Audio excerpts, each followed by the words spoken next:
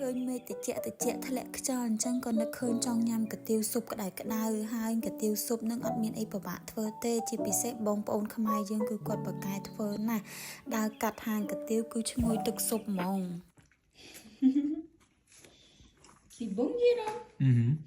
Is it Cambodia soup? Tôi palais soup. Soup. Ja. Good. Soup quỳ tiêu. Soup to you? Yeah. ta một thơ thực sụp tiếng ở khnia chia đầm bông trâu liêng oi sát bình tọa mọc dọc từ sầu nơiពេលដែលយើងស្រោបបែបនេះធ្វើឲ្យទឹកស៊ុបយើងថ្លាល្អហើយបំបត្តិក្លិនផងដែរបន្ទាប់ពីស្រុះរួចយើងត្រូវយកមកសម្អាតម្ដងទៀតជាមួយនឹងអំបិលឲ្យទាល់តែស្អាតបែបនេះបន្ទាប់មកចាំយើងយកទៅធ្វើស៊ុបហើយនេះគឺជាគ្រឿងផ្សំដែលយើងយកទៅដាក់នៅក្នុងទឹកស៊ុប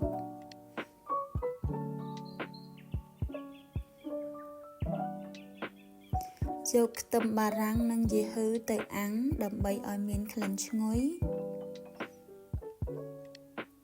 បន្ទាប់ពីអាំងរួចយើងយកទៅដាក់ទឹកស៊ុបយើងដែលកំពុងតែពុះ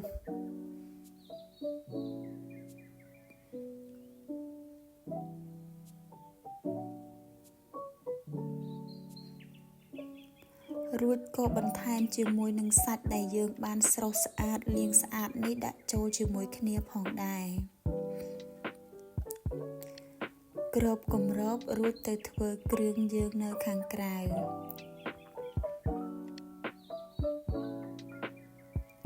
អ្វីដែលមិនអាចខ្វះបានហើយបន្ថែមរសជាតិមួយកម្រិតទៀតមានដូចជាជីរណាខ្ទឹមបំពង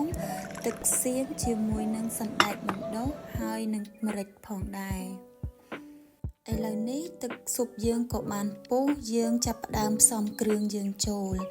មានអំបិលប៊ីចេងស្ករជាមួយនឹងម្សៅរ៉ូឌីបន្តិច